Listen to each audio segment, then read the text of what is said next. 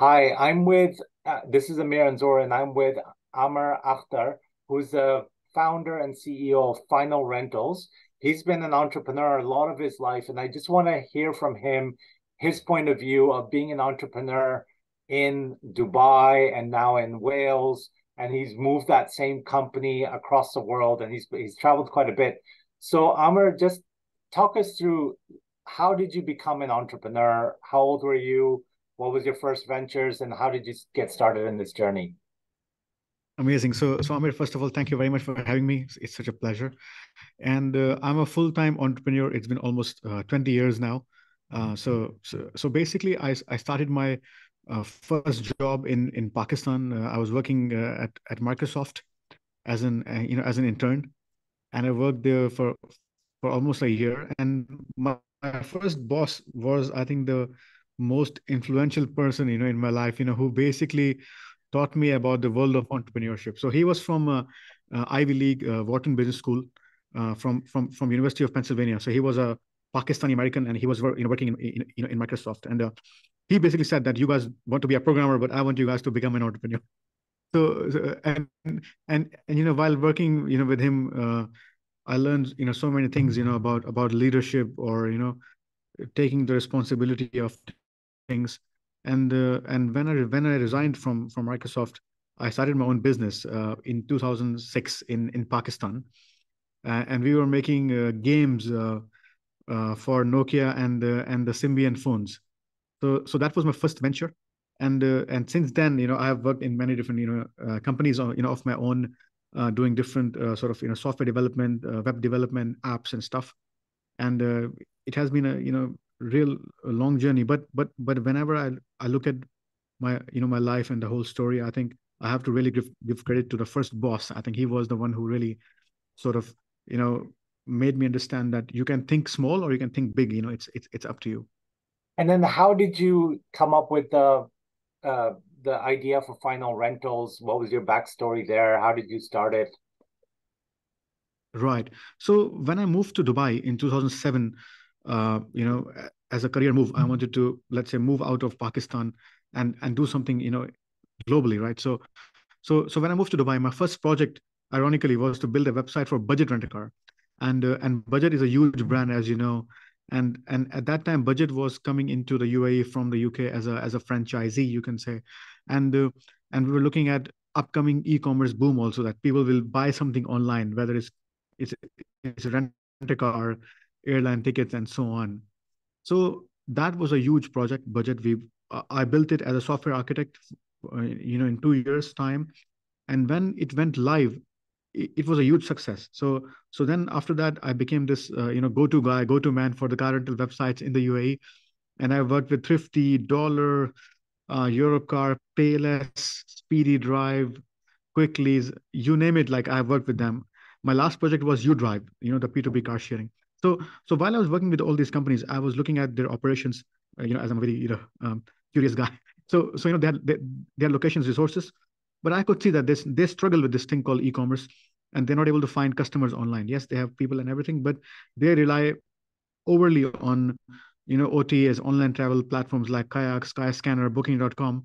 So I was always thinking, I was always curious, what will Amir's car rental do, let's say in central London, or what will Simon's car rental do, in central Cardiff, when all the bookings are happening online? How will they find their customer, right? Who will make it easy for them? And then the idea of find the rentals came to my mind. First it came to my mind in 2014, but I said no, let me just continue what I'm doing. I'll come back to it later. Officially, I launched it in 2019, right? And and in the first year, it was very difficult as a startup guy, and I almost lost all my money. With finding rentals, I got billboards on, for some reason, it didn't work out.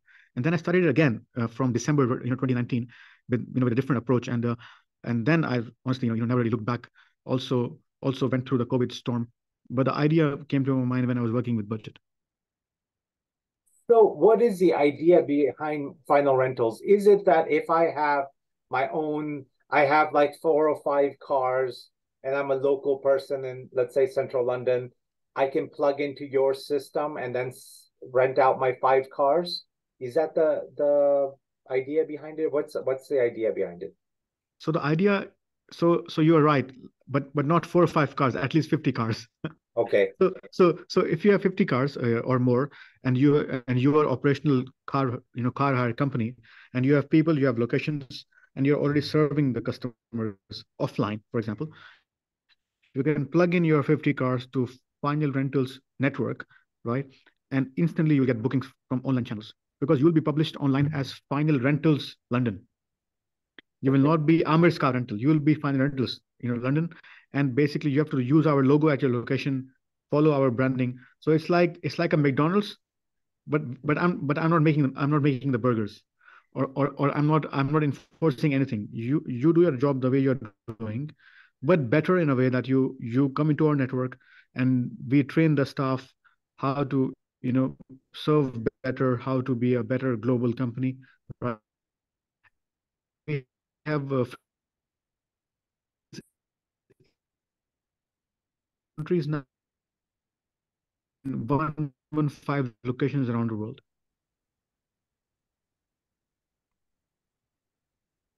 Okay. Okay. So you would put it into different you would do the marketing for me for all these locations as well? Own proprietary tech. It's called Final Rentals Blade. Okay, it's a cutting edge AI based system. So the moment you join our network, we multicast your prices and your cars through our API to many different channels, such as Kayak, Skyscanner, VIP Cars, Discover, and all these online platforms. So when someone is searching on Skyscanner to book a car in London, for example, they'll also see our logo. It will be your car, and customer can book, through that. Okay, amazing. And you moved that company different countries, like as the headquarters, you were in Dubai, you were in Poland, I believe, now in the UK. What have you Yes, found yes. from moving around and working in, let's say, Poland for a startup, working in UAE and now in Wales? What's the pros and cons of these countries? So first thing first, Dubai is a fantastic country, I must say, a fantastic place to be. But the problem is the cost of doing business is very high in Dubai. It's not cheap, it's very expensive. You pay yearly licensing fee, and cost of the visas and everything, right? And also there are not many grants for entrepreneurs, and there is no enterprise investment scheme like we have in the UK, for example. We'll talk about it later. So Dubai is more about, for the companies who already have the capital, who have raised the money, and they are ready to spend. They have the budget. You can be based in Dubai, and you can be successful, I believe, right? And so the reason why I left Dubai was because I was building the business organically. I was bootstrapping, right? And it was doing well. I was able to pay salaries. I was doing really well, but I needed some sort of cost optimization, right? And COVID was not kind at all. And we were in Dubai, in the COVID times, but we were still paying the office rent, full office rent, while the office was closed. Whereas if I was in Europe, I might have received any, COVID grant or something, which did not exist in Dubai. So that was first red flag for me that, okay, so this place is all about money. If you're out of money, no matter how innovative you are, no matter how uh, you know how you were able to do this in Dubai in the previous years. But if something goes wrong, Dubai is not coming to help you because you are an expat, and fair enough. I mean, they want to have all these schemes for their local population. Fair enough. I completely understand that, and I think Dubai is a fantastic place, but maybe not for me at that time. So I applied for the European Union innovation grant, and I got into Poland Innovation Prize. It's called Poland Prize, where my company was selected to come to Poland, move the HQ to Poland, and they give you a grant of 48,000 euro cash, and you can move your business there. And there are many other grants also, like a staple grant to bring your employees in, apply for the visa, get innovator visa, get your PR and everything. I was able to move my family also.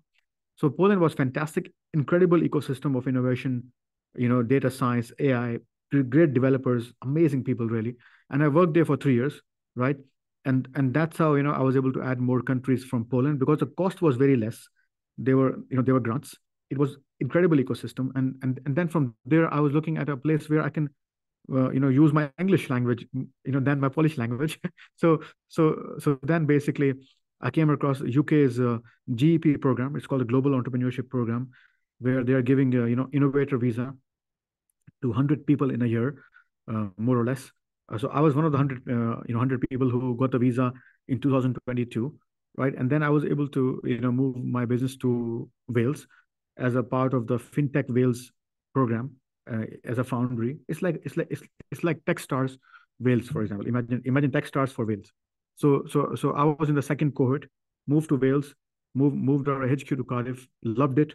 All the information that was given to us was fantastic, and there was this pathway to fundraising. I raised funds. Our first funding round was last year in October, almost same time. And basically, we valued our company to £4 million at that time. Now it's valued at £10 million. So basically, it sort of started this scaling, sort of thought of scaling your business right to the next level. And UK was able to really give me a clear path, like how I can do that. So how did you find the difference between fundraising and bootstrapping? Now you fundraise, so you have other people's money into your business. What was the difference between doing it yourself and financing it? It must have been scarier to have like limited funds in the bank account in the early days. When you are bootstrapping, right, you're doing it yourself. So the thing is, of course, you are stressed because you have to pay salaries every month. You are stressed that you have to pay the bills every month, and every month is like you are trying to make ends meet, right? So, but there's nobody to answer to. You're not answerable to anybody. You can do your thing. You can do however you want to do it. Um, by just bootstrapping, it is very, it is difficult to become a global name or a global brand, because if you're bootstrapping, you're bootstrapping month over month. It's like month over month, you're paying your bills. So you might feel satisfied that, hey, I'm doing it myself and all that. But the truth is that it will be difficult to become a global brand. It depends on how ambitious you are. If you want to build the next Uber or Spotify or something like that, bootstrapping will not come to your rescue. The moment you raise funds, yes, you take money from other people, but you are also empowered, because all those guys now, they have vested interest in you, and they will take care of you. They will protect you, for example, if something goes wrong, because they believe in you, and that you will do something, and you're building something, right? So the moment I raise funds, the difference between me and other young entrepreneurs will be that I'm very old. I'm, as you can see, and I'm almost 40. I've done many things. I know how business is done. I'm well versed with taxation, all cash flow, OPEX, all these things. So I was already a pro on running a business. So when I got the money from investors, I knew how to stretch £1 to £10, and I knew how to not pay my suppliers for 10 days and say, I'll pay you next month. This month's cash flow is done. I'm just giving an example. Maybe a young guy will not understand that. He'll say, yeah, sure, here, here's your payment. All these small things matter, right? In the long run. So since I have raised funds, I must tell you that I think we have grown almost 6.5 times, 6x in the last 12 months, right? And we're growing very fast. And fundraising has really helped me to become an absolute, proper business. Like, we look at every quarter, Q1, Q2, Q3, Q4. I have my plans in place. Month over month, I'm looking at my growth, net revenue, gross revenue, all those things. So I think we became more data-driven organization since I have raised funds. I have used data to my benefit.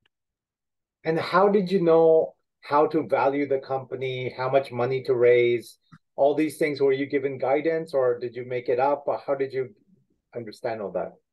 Sure. So when I moved to Wales, right?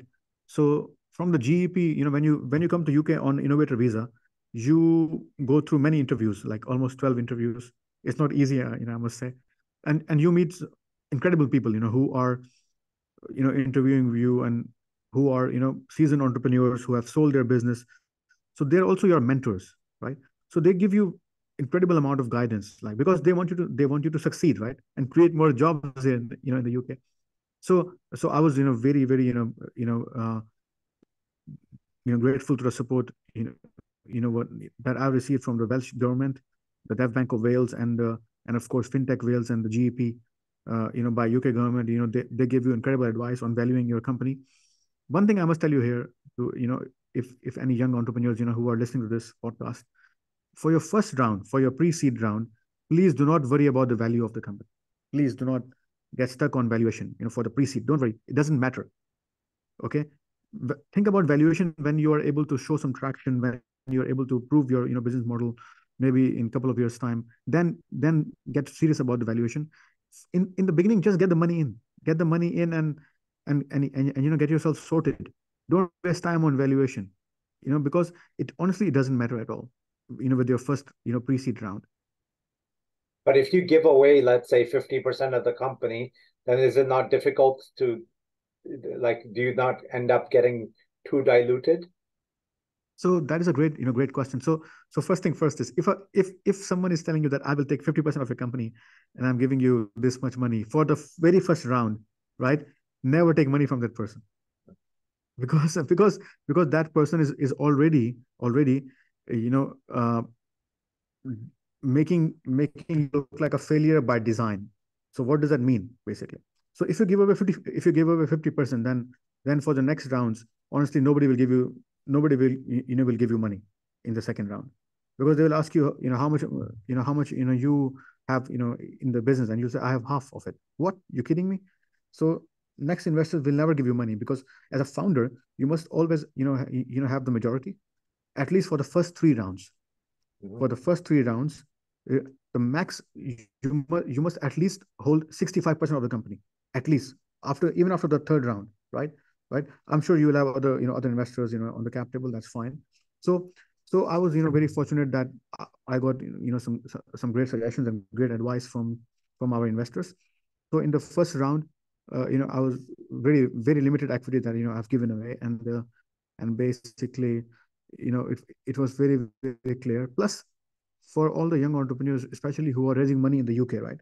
So UK is designed uh, for pre-seed funding, right? So we have SEIS schemes, right? By HMRC. So whoever is angel investor, or whoever is giving you money for your first ever fundraising, they come under SEIS, and you can raise around 250k pounds in SEIS.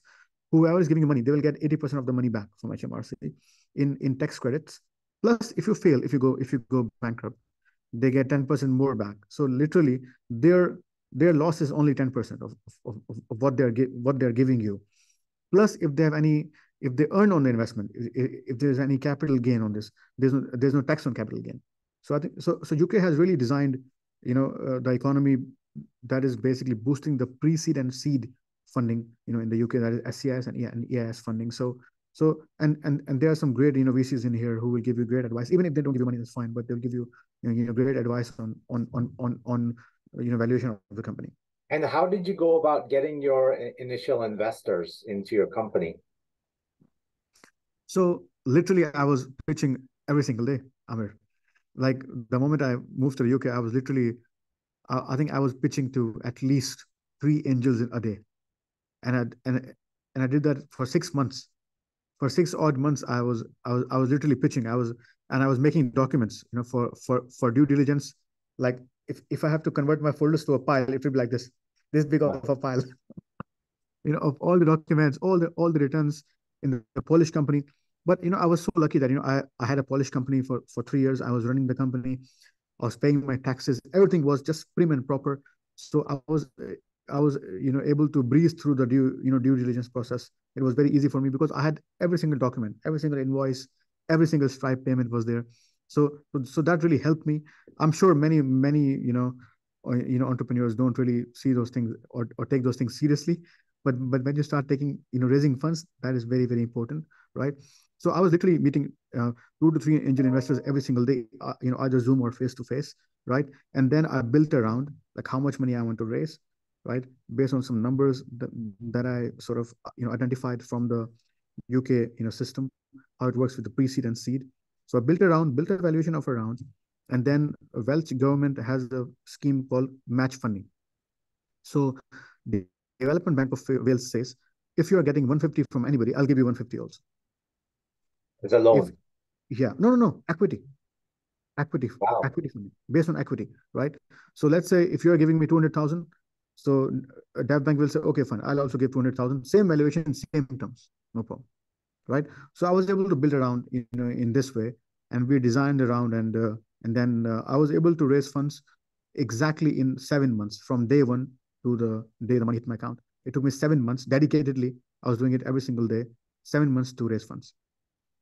And did someone guide you to say you should raise funds, or is something you thought of? You just said, I need to grow this thing and expand, and that's why I need that money. As an immigrant, founder, when you move to the UK, especially from a low income economy like Poland, right? You must understand UK is very expensive, right? It's expensive. It's not cheap, versus Poland or versus Dubai. It is still an expensive place. So the moment I came here, I was very clear that I cannot run a business here. I cannot bootstrap here. It was very, very clear to me that bootstrapping here will be very hard. I can give it a shot, yes, of course, but it will be very, very hard, right? So based on my internal mathematics and my forecasting, fundraising was the thing that I can do if I want to build a business here. So that's why I didn't choose bootstrapping here. And over these years, you must have had tough times as an entrepreneur. Um, how did you get through those tough times? What were some examples of times that were tough? Was it like COVID, one of them, or other times that other entrepreneurs that are listening, they say, okay, actually, it's normal to go through these tough times, and then this is the tricks that you used to help you through it. So the thing is, before launching, Final Rentals, I I had almost like 200,000 pounds in savings, right? And with that saving, I started Final Rentals, right, in 2019 January, right? So, but by November 2019, I was down to my last 5,000 pounds. You know, I was really bleeding money, all across. I had a big office in Business Bay and all these places. They had 12 employees in Dubai, but it wasn't really paying off. So it was a shocking time for me. I'll be honest with you. It was a shocker for me that where's the money gone, and I still remember, and it's true. I actually went to ENBD, the bank, and I took all the bank statements for the last 12 months, and I was trying to find out where the money is gone, because it was a shocker. Like, how on earth I can lose? I'm so smart, I'm so wise. How on earth I can lose 200,000 pounds? It was just beyond my intelligence. But I I just took a break from that noise. I had to let go of people, of course, what to do. And then I went to Italy. I spent a couple of weeks, with my father in Italy. My father is living there since almost 30 years now. He's retired. So I met him after 6 years at that time, and we were going out every day buying groceries and all. And my father was a very happy man. My father was a very happy, very content man. He was happy about small things, like buy one get one free. Today we have 30% off and all that. And he would be very happy about all these things in life. And I'm like, and that was like a moment where you're like, wow, that was an eye opener for me. And I always say this, that simplicity is the most expensive thing in the world. Being simple is very, very expensive, unfortunately, because we are living in a bling environment, right? So that episode, those 2 weeks, with my father taught me a lot, and I came back as a very different man. I sold all my, expensive watches. I was driving a, expensive car. I sold all that in Dubai, and then I started again with that, with that capital from DSOs in Dubai Silicon Oasis. So I got into the thing called DTech, Dubai Technology Entrepreneurship Campus. It's like an incubator for startups. So I was literally, running my business from a hot desk, with all the other young kids, and I was doing my business. And from there, I started again, Amir, and simplicity is still very much a part of our organization. We we want to make our code more blingy than us. And how are you now marketing Final Rentals? And where do you market it? Do you market it all over the world, or is it like targeted at the US market? Where are most of your customers, and how do you market it? So most of our customers, who are car renters, of course, are Europeans, Brits, from the UK as well, and Americans. And how we market is basically market them on meta search platforms like Kayak, Skyscanner, VIP Cars, Discover, Auto Rentals. So these platforms are the ones, where a person is actually looking for a car rental, right? And sometimes we also use Google Ads, not so much, but I'm more into direct marketing, right? So mostly it's meta search. So if I go onto kayak.com and I say I'm Yes. going to Dubai for a week, how much is a car? And then is it mostly, are you competing on price then? Is that how most of these markets compete, or is it, yeah? So if you go to Kayak and you say you want to rent a car in Albania, for example, in Tirana Airport, and you will search, you will find rentals alongside Hertz, Thrifty Dollar, all the companies that I've worked with before. So how we compete is basically we compete, of course, on price, right? But in the last couple of months, I've seen that we also compete on brand recognition. So what does that mean, basically? So see, Hertz, Budget, Thrifty Dollar, they are almost 100 years old brands. They're very, they have been there, they're the incumbents. And many people, they have used them, they have seen them, they have seen how it works. So now many of the Gen Z and the Gen Y people, they look at Find Your Rentals and they're like, wow, that's a new logo. I've never seen this logo before. What's going on here? So they want to try it out. So I'm actually also winning a bid, uh, you know, from them on one page search, not even just on price, but also on my logo as well. Okay. And when you like you have a team now, or you've been running with teams, what are your thoughts on leadership? How can you be a better leader as you work with your team? It's a fantastic question, and to be very honest, there's no final answer to this, right? So the thing is, we as entrepreneurs, we change as leaders as we grow. So I remember when I was younger, I was much more cockier, but but as I learn new things, as you have your family, you get older, you become more calmer because you know exactly what's going on. I think leadership is about letting people improvise and not feel burdened by you because you are there. So as a CEO, right? What I'm doing is I work with young people also, young British people as well. I work with old people also who are working with us in Dubai, who have been there with me since day one. So literally, I just let them be, to be honest. Like there's no control. I don't want to control them. There's no control here, right? So there's more about a mission. We are working together on a mission, and our mission is to make this as easy as possible. Car rental, whether it's a customer or a partner, supplier, or even a meta search partner. So we want to make sure everything is just easy. It just let's make it easy. And as a team, for example, if you don't know something, you can always ask. It's not really about, oh, hey, you didn't know that, how come, or it's not about you're incompetent or you're competent. It's just that i think we I think I've built a culture where there's no insecurity on saying I don't know. So so uh, so it's not like I know everything. So even when I'm working with these guys, I tell them, okay, yeah, I know I'm the CEO. You see me all on all these podcasts and all these interviews and all, but but let me tell you one thing: I don't know everything. So if something that I don't know, for example, I'll tell you where to find it. I might have an idea, right? And that's how you should be also.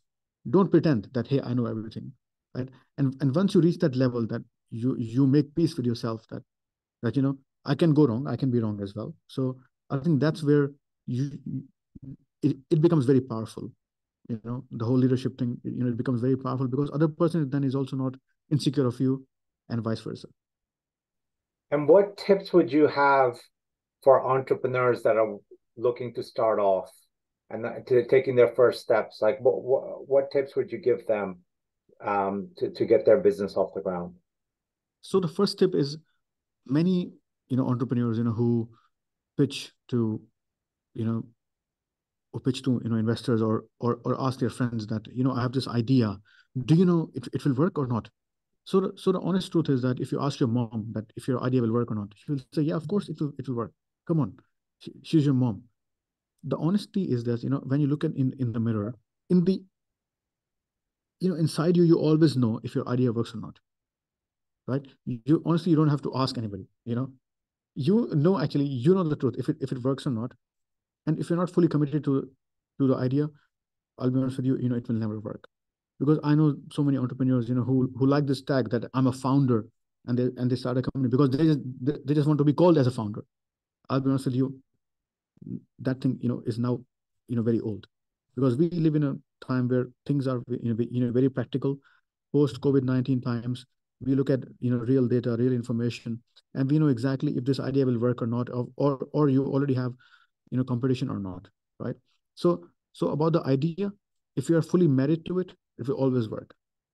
I'll give you an example here. So if I tell you that, 20 years ago, I have an idea where people will, make a profile and they will upload pictures and all that. You you'll be like, come on, who will do that? Come on. Today that's called Facebook, right? Right. So but a guy believed in it, and a guy felt that, there will be a need for it, and he built it, and today it's called Facebook. Similarly, when someone built WhatsApp, we already had SMS. We already had SMS, and SMS was a big thing at that time when WhatsApp was, came into, in the picture. But they believed in it. So if you believe in it and you're fully committed, it will always, take off, right? So that's the first thing is, you must believe in it, right? Fully, and must commit yourself fully in it. Number one. Number two. Number three is the market.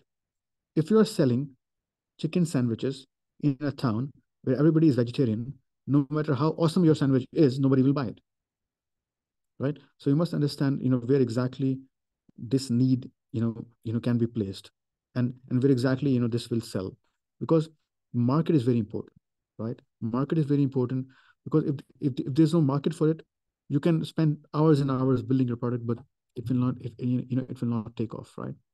And fourth and the last thing is identity. So you have asked me how do I market fundamentals. So the truth is, I am fundamentals. It's my identity.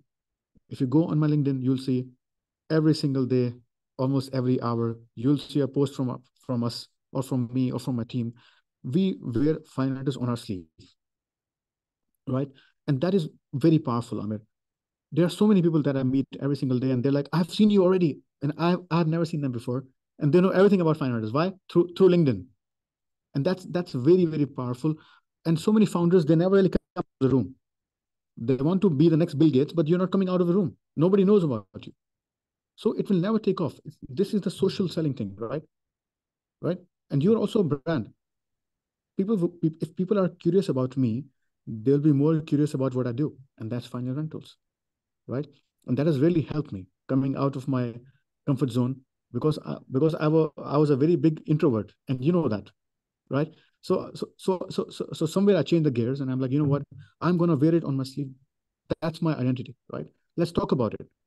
And you must be proud about it, right? Because it's your thing. You should be proud about this thing, and tell people what you're doing, where you're going, and that will have such lasting impact. No Google ads can replace, personal branding. Okay, so you're a big believer in personal brand to push your company as well. I'm not able to, hear you now. I think your mic, Can you hear me? Um, no, so still not. just one second. Um, yeah, Yeah, now it's fine. Yes, perfect. Yeah.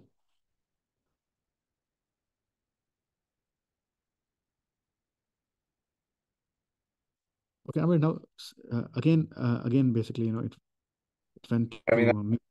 Now it's fine. Yeah, yes, yeah. yes. So you're a big believer that personal brands are also important um, uh, for building a company brand. Yeah, absolutely. Because as a founder, right? As a founder, you are the biggest promoter of your business. As a founder, Yeah. you are the biggest promoter, right? And in my industry, I have competitors, and they are big competitors. But I was sitting with them in Las Vegas at a closing keynote speech. I was there on the stage with them, with the other guys, Hertz, CEO of Hertz, and all these companies. And I was the youngest there. Why? Because these guys were like, "Who the hell is this guy, man? Like he's all over the place. He's everywhere, on LinkedIn." And honestly, nobody knew about, the other guys, because they are this, big shot, corporates, suit and tie sort of a thing, right? So I think we have this incredible advantage if you're a person, who goes out, who is vocal on LinkedIn, and who is building his brand. I think you will really be ahead of the competition. And are you finding that you have to be more like you have to market differently to different people around the world? Like the way you market to an American is different to a European, different to a Brit, different to an Emirati, or do you use similar strategies? So when we are pitching our business, like, to a potential partner, right? So we look at the map, and we want to understand the country, right? And every business is very, very different, right? So of course, you change your strategy. Some businesses are, very, very small. You'll be so I had a huge deal last year, and they're a very big company in Dominican Republic, and basically the guy in, English, right? So we had a call with him on Zoom, and he said, yeah, everything is fine, and he signed the agreement, okay, to be on our platform. After he signed the agreement, he sort of went missing. I mean, he disappeared. He will not reply to emails, not answer our calls, nothing. Okay. So I asked my colleague, Elizabeth, that, bring him on WhatsApp video call. So we brought him on WhatsApp video call, and I said, Hoan, see, you signed the agreement. Don't worry, I will cancel it right now. You don't have to pay anything. Don't worry about that. But your market is huge. It has this much potential. You can make £1 million a year using our platform, right? So there's huge potential. If you will not make it, someone else will make it. That's perfectly fine. But what I want to understand is what you don't understand about this. So he's like, no, I signed the agreement, and then my partner said, come on, we are not ready for a franchise or a brand. What we will do, we're a small company, all that. Okay, fine. So I explained this whole thing to him, and I said, if you have only 100 cars, you can always go on a stop sell. It's not like people are waiting outside, your location, asking for the cars. It's not like that. You can always stop selling. You can always stop. There's no problem. Anyway, he was satisfied, and he said, okay, can you please send me all this in Spanish? Of course, yes. So I translated all the conversation into Spanish and sent it to him. He signed, he paid, he went live. Fast forward now almost 12 months. He has made, Amir, £1.2 million using our platform in Wow. gross, right? So similarly, I deal with so many other business owners. And of course, we I'm a founder and they're a business owner. So my mindset is very different than, because they are sitting on a till and they're renting cars out, right? I'm not sitting on a till. So my game is very different. So I just try to make them also feel like entrepreneurs, and and sort of coach them how I have been coached, from my first boss, that think like an entrepreneur, take a risk, think differently. Let's go online. Let's put the cards online with some special offers, prices, and all, and let's do this. And they're able to increase fleet, earn more money through our platform. So I think I'm building a cult more than building a software. And do you yeah, that's a amazing experience. And do you find that you have to be in Wales, or do you really can run your business from anywhere in the world? Or do you think like geographies have advantages, like being in an office or something? So because we are an e-business, so you can argue that I can run it from anywhere in the world, right? That can be an argument. But here's my my take on that. So the thing is, the place really matters, where you are. Some of the companies who are so big today, if they were not in America, nobody will know about them, right? Because they came out of America, or California, to be more precise, they became world leaders. Toyota is in Japan, that's why it's Toyota. If it was in some other country, it will not be Toyota. Place really matters. And also the ecosystem as well. So Wales is very aggressive on software exports. They really want to export software from Wales. They really want to, show that, we are such special country, very small, versus, let's say, England or Scotland, or even Ireland, right? But we have very, we have special talent, and we are working on, on software exports, and the government is helping you to go and exhibit in Singapore, go and exhibit in San Francisco, go and exhibit in so many other countries and places. So I think being in Wales now for me really helps me, and I can really become a unicorn, by sitting here, because there's so much support from all the from all the sources, from all the powers around me, whether it's local government, whether it's the central government in Cardiff, right? Whether it's the council, they all want you to succeed as a software company, right? And I have not seen this kind of behavior ever, not even in Dubai. There was some in Poland, yes, maybe on the provincial level, yes. But otherwise, I think Wales is really exceptional. In that case, that all the governments are actually working with you. They want you to succeed. They want you to export. They want you to build business. They want you to hire more people, and they're happy to help however they can. Amazing. Awesome. Ammar Akhtar, how can people find you, founder and CEO of Final Rentals? So I'm very open and active on LinkedIn. So just search for my name, Ammar Akhtar, and you'll find me. Also, I'm available also on Instagram with the same name, right? And also on TikTok, and happy to connect. Awesome. This has been Ammar Akhtar with the founder and CEO of Final Rentals, Ammar Akhtar, an awesome, amazing entrepreneur, done it around the world. So you can, if you follow him, you'll get really great advice on starting and growing your business globally. Cheers.